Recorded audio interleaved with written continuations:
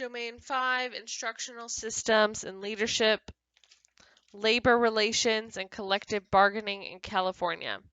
So historically, Educational Employment Relations Act, or ROTA Act, in 1975 gave California public school teachers collective bargaining rights and established an administrative body that becomes the Public Employment Relations Board, PERB.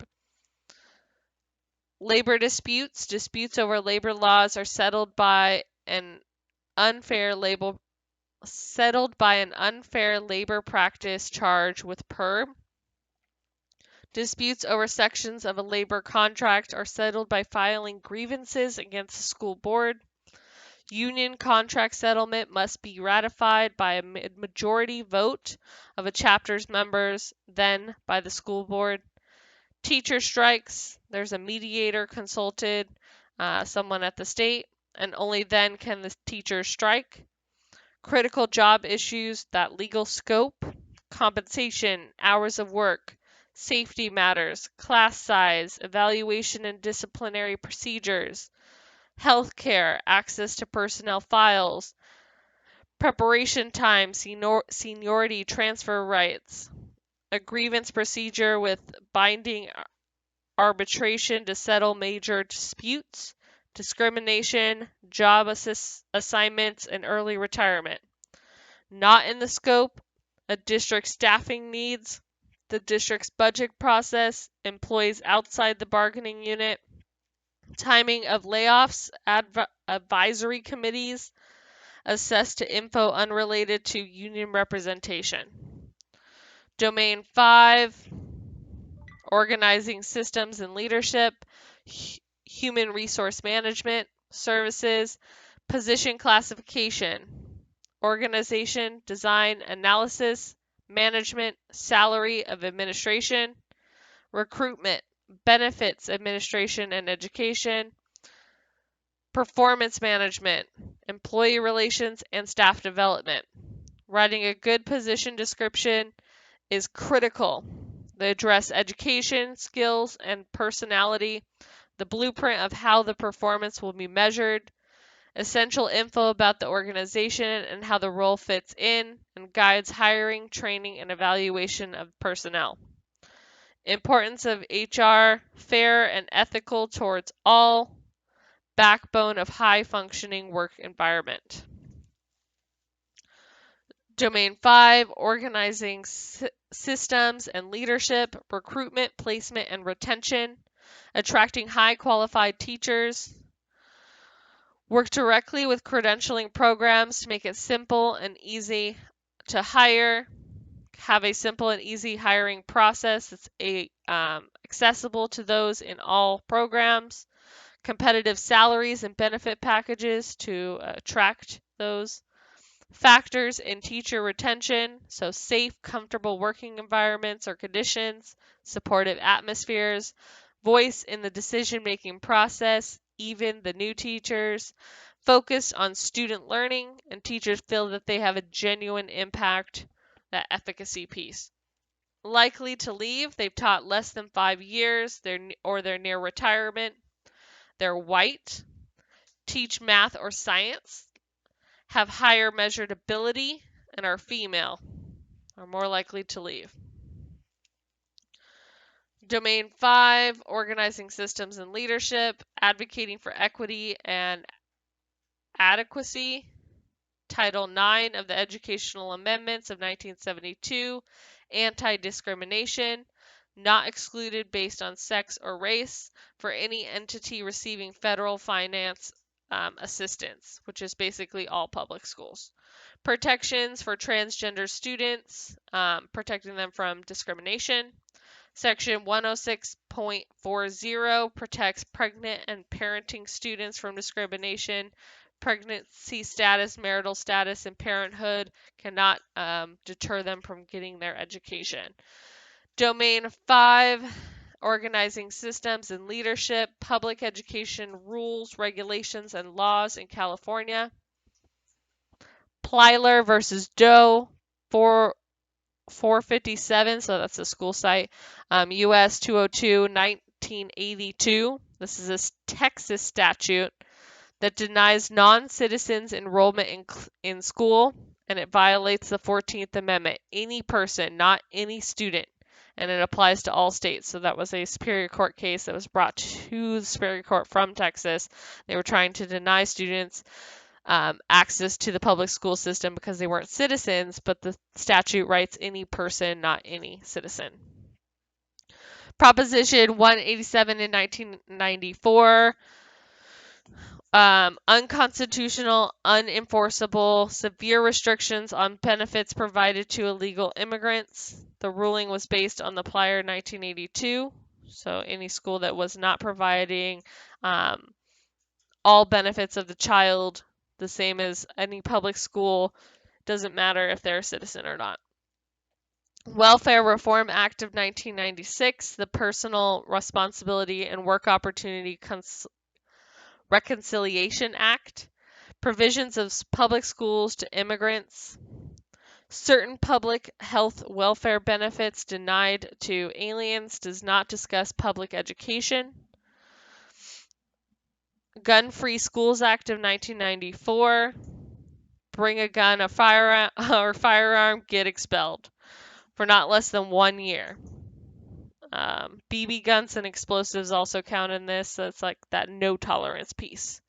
Safe Schools Act, California Education Code 49079.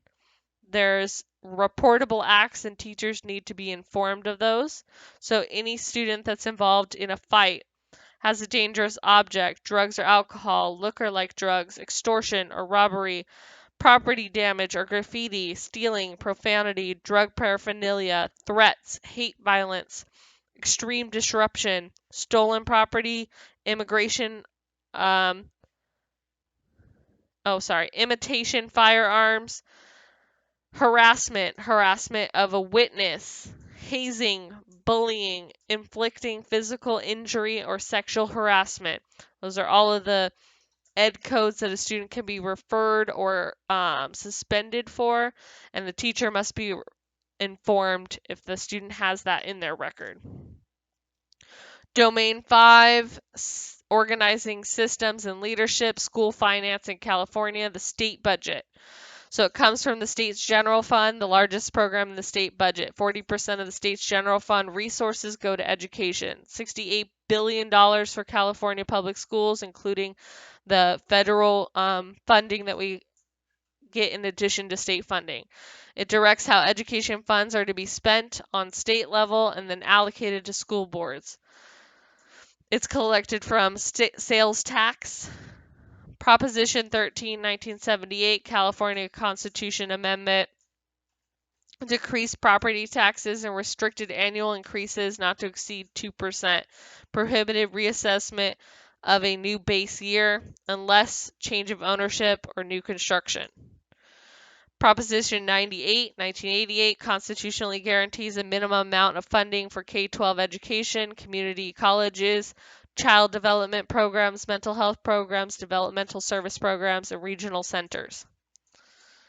Domain 5, organizing systems and leadership, allocating funds. Title I, Part A of the Elementary and Secondary Education Act, ESEA, provides federal funding for disadvantaged children to meet high academic standards.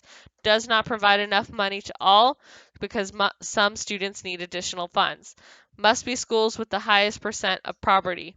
Not on academic need. Poverty is the determining factor. Criteria is the number of free or reduced lunch students. So there's poverty bands. Band 1 is 75% or more, and they must receive Title I funds. Band 2 is above the district average. They may be served, but they don't have to be served. And Band 3 is below the district average, but above 35%. Again, those may be served, but don't have to be served. Not all eligible will receive funds because it goes to the highest needs first. So, for example, Truman is 100% for your reduced lunch. Therefore, we get the largest allocation of Title I funds in the district. Domain 5, organizing systems and leadership, budget planning, the basics. Revenues determined by the number of students who attend each day, average daily attendance, ADA. Personnel costs dominate district expenditures. They must remain financially solvent, and it's an ongoing public process. The budget development is made public. Domain 5, organizing systems and leadership, self-guarding financial operations. Financial controls help school and admin evaluate use of financial resources. They safeguard against fraud, waste, and ineffective use. There's two types of controls: internal controls and financial audits. Internal controls are protocols to safeguard and verify data to be reliable and accurate. This is effective because it's clear, formal organizational structure. Each division has their own account. Multiple people involved, several checkpoints. Records kept in a universal way. So, for example, we go through school site council to make those decisions. That is then shared with the district personnel that's overseeing those budgets and can say that we've gone over budget or something to that nature and make corrections before then it goes to actual processing. Financial audit. Independent appraiser examines a district's accounting, financial, and operation systems.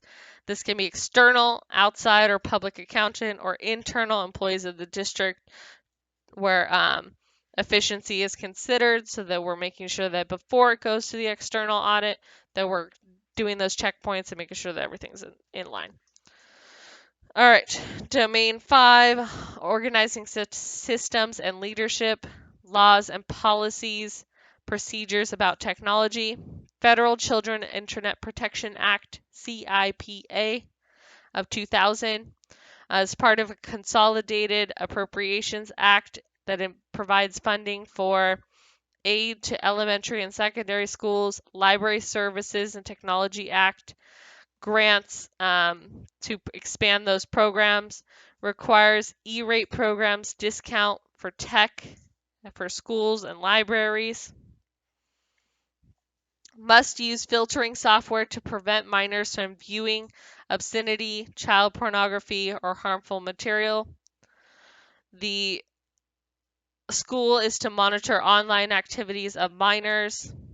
The school is protecting children in the 21st Century Act, educate students in appropriate online behavior, cyberbullying awareness, and social network responsibilities. The school and the leader must provide acceptable use documents for internet safety that address inappropriate matter, access, electronic mail, chat rooms or IMs, hacking, disclosure of personal info, and measures restricting access. Upheld in 2003 in U.S. versus American Library Association, it does not violate the First Amendment, can be disabled for adults. Domain 5, organizing systems and leadership, constitutional rights and protections. These are important cases. Goss versus Lopez in 1975, due process. So a hearing before suspension, 14th Amendment violation of due process. If you're going to suspend a student, there needs to be some sort of meeting with the parent before you're sending them home. An incident report needs to be provided as evidence. Tinker versus Des Moines, 1965, was based in the First Amendment. Must demonstrate constitutionality, valid reasons for speech regulation in the classroom. They don't leave their rights at the door. So why are we choosing to not allow them to say certain things in the classroom? Veronica versus Acton, 1995. Drug testing. Although searches under the Fourth Amendment are reasonable in preventing teen drug use, drug testing is not allowed unless for athlete or sports needs. New Jersey versus TLO, 1985, reasonable search. Student was caught smoking cigarettes. Reasonable search on school property is doing something wrong, drugs and dealing drugs activities are found. So it justifies that as a reasonable search. If you're doing something wrong on campus, your stuff can be searched. A tinker test must be able to show either speech, written, or spoken will cause significant disruption. So students are doing something that is against policy, that is causing disruption, or exposing other students to something that is detrimental to their health or their well-being. And that's all of Domain 5, organizing structures and leadership.